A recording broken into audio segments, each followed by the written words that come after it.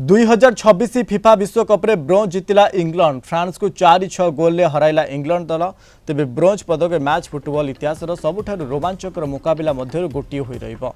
England एवं France मध्य खेला जाइतिबा ही match रे मोट 10टी गोल देखिबा को मिलिथिला जहाकी प्रशंसकों को मंत्रमुग्ध करिथिला। तेबे इंग्लैंड तारका खिलाड़ी बुकायो साका एही मैच रे एक चमत्कार हैट्रिक स्कोर करथिले। प्रथमार्धरे तांकर 2टी गोल इंग्लैंड को 4-0 अग्रणी कराइबारे साहाय्य करिथिला।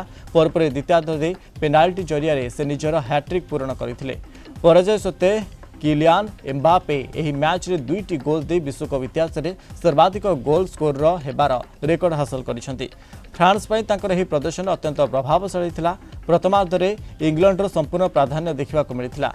4-0 रे अग्रणी रहिथिला इंग्लैंड, हेले द्वितीयार्धरे फ्रांस जबरदस्त प्रत्यावर्तन करिथिला एवं स्कोर 4-3 पर्यंत नहीं आसीथिला। शेष मुहूर्त रे जूड बेलिंगहम का गोल इंग्लैंड रा विजय को सुनिश्चित करिथिला। एही विजय इंग्लैंड को तृतीय स्थान देइथिला।